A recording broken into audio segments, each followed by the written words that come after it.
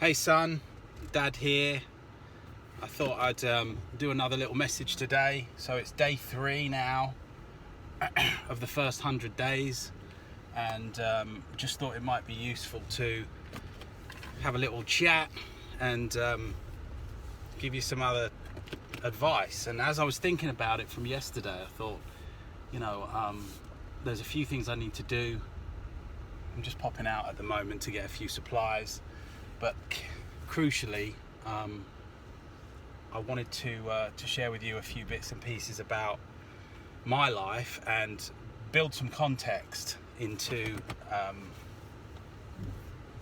why I've done the things I've done in life, how we've managed to achieve the things we've achieved. But more importantly than that, just give you some of an idea why I think it's important that that I do this, because there is so much that I want to say, and these videos are designed for your future self, not for you now. You're too young to understand most of what I'm saying, but certainly your future self. And I hope that you get out of it something that the benefit of some of my experience will be useful to you. At any rate, I think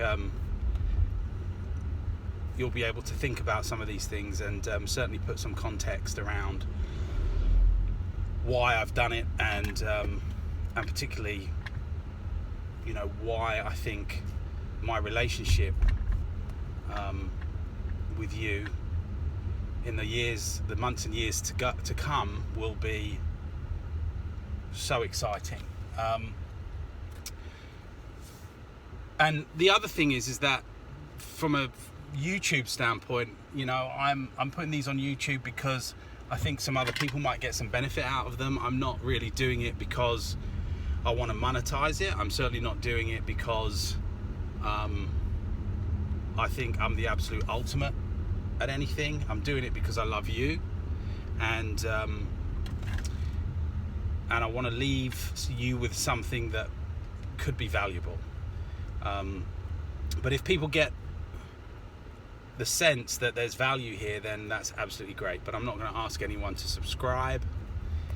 If you want to, you can do that.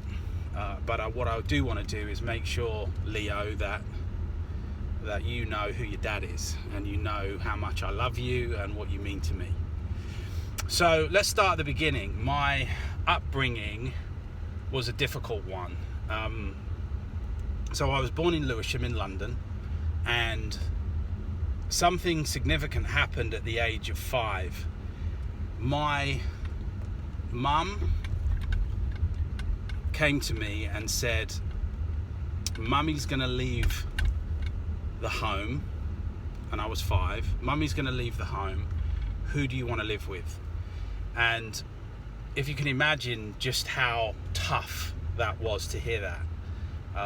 That was my first memory, actually. It's the very first thing that I remember, that my mother sat me down at 5 and said, I'm leaving the home. Who do you want to live with? Do you want to live with your daddy, or do you want to live with me? And such a horrible experience to have to go through. No child should have to go through that, yet many do. I know I'm not the only one. But just that sense of weight on my shoulders to understand and process what was going on, not least of which to be able to answer a question like that. And I remember I ran out the house and ran down the street, and my dad followed, brought me back home, and that was the last I saw of my mother. And that was a tough situation. So Dad brought me up, and with my sister, and that was difficult because Dad didn't work, and we always had too much a month left at the end of the money, as they say.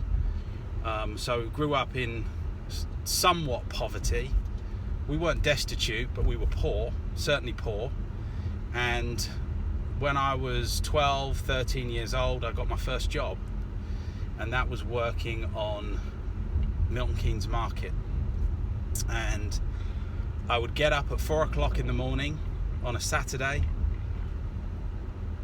and go to Milton Keynes Market and set up a stall for a couple that lived down the street, selling homewares, goods and services, all kinds of different things for the home, essentially.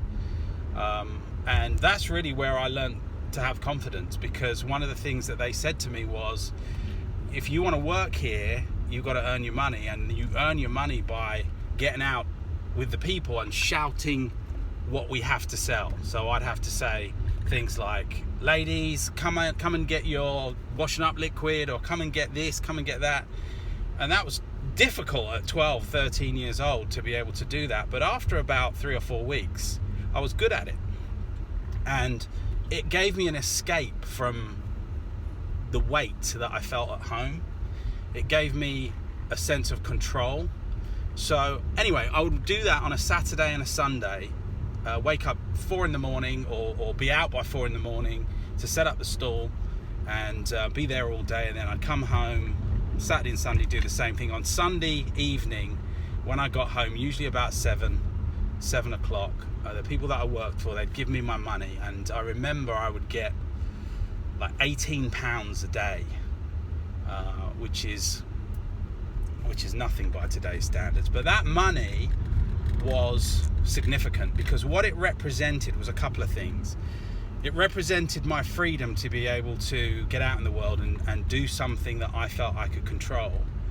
But also it allowed me to help out the family. You know, Dad was trying to make ends meet with us. And that money that I made, I was able to give to my dad, and he would use it to buy food and supplies and what have you.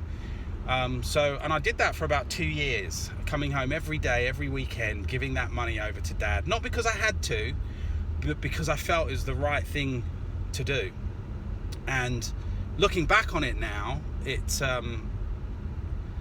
you know, from his standpoint, it probably wasn't right. From my standpoint, it was tough, and it was, you know, I would think, why do I have to do this? And that sense of responsibility, misplaced responsibility maybe, but that sense of responsibility stuck with me, and we had to work through it. So anyway, from 13, 14 years old, Dad had a couple of relationships, remarried, and then remarried again.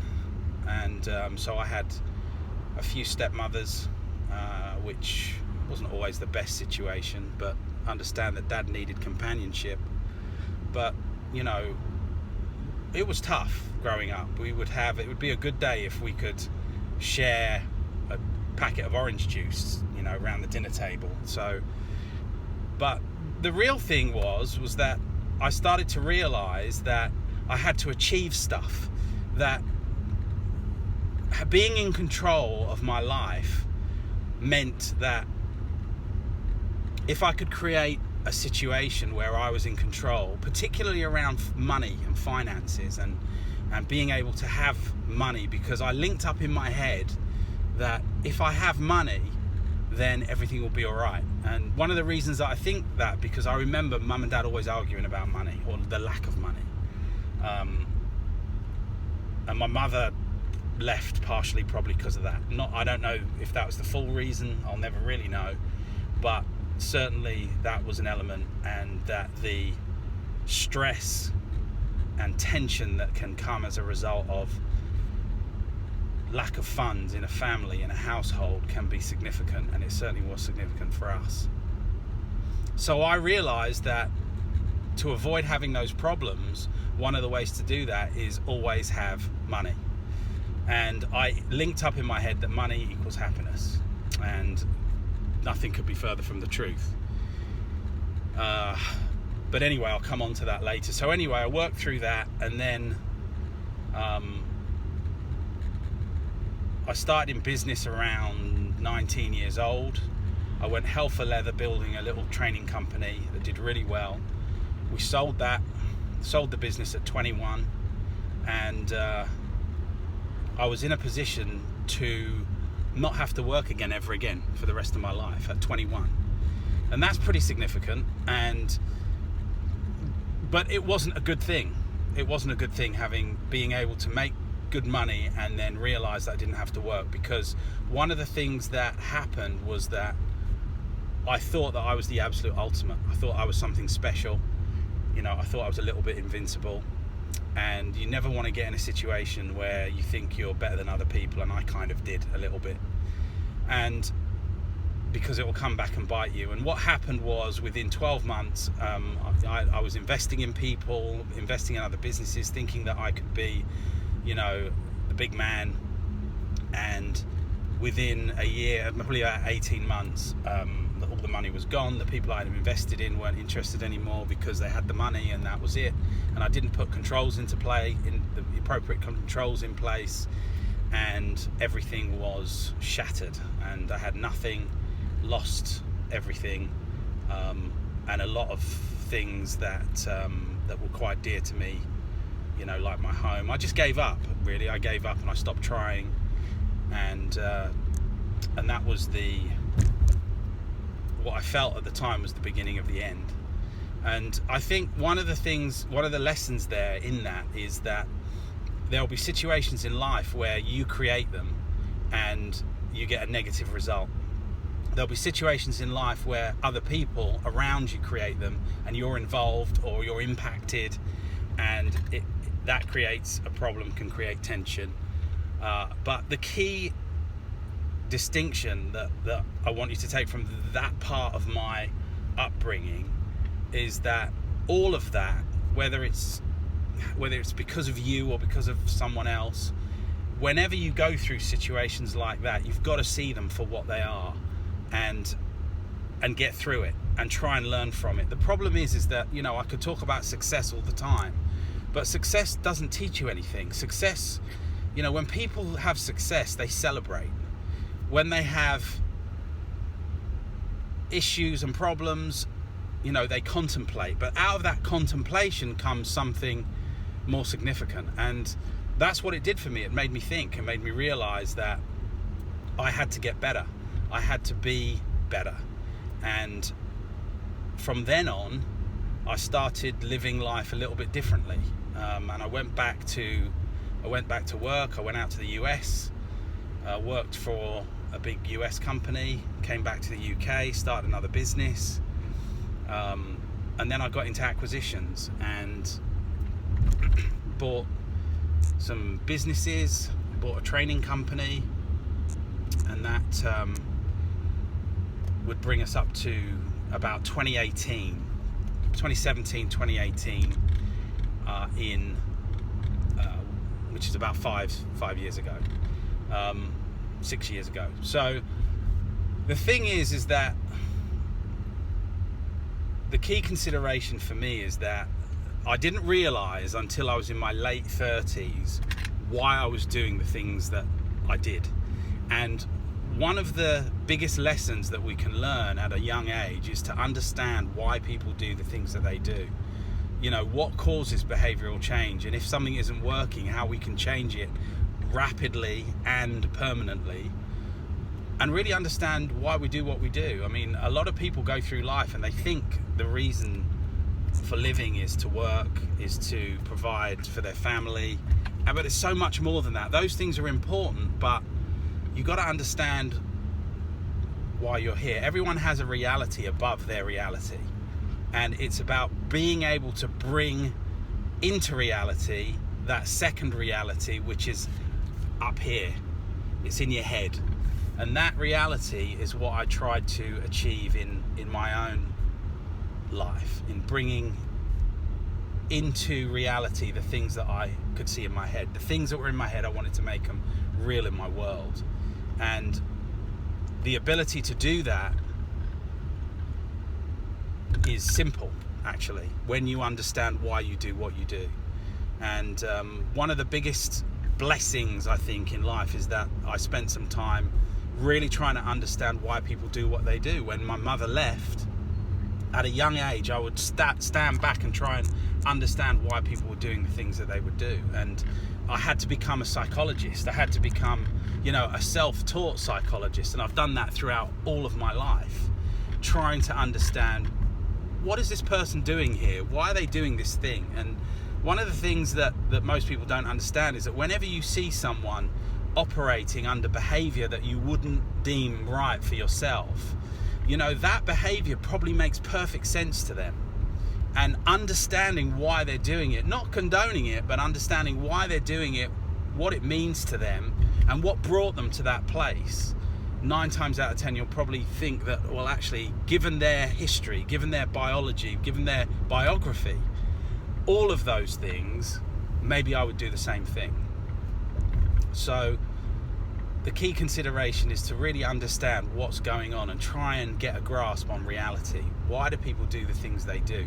If you can nail that, then I think it creates a fantastic foundation for life. And actually, I think, you know, schools should teach children about the nature of reality and why we do the things that we do and what causes us to function in certain ways.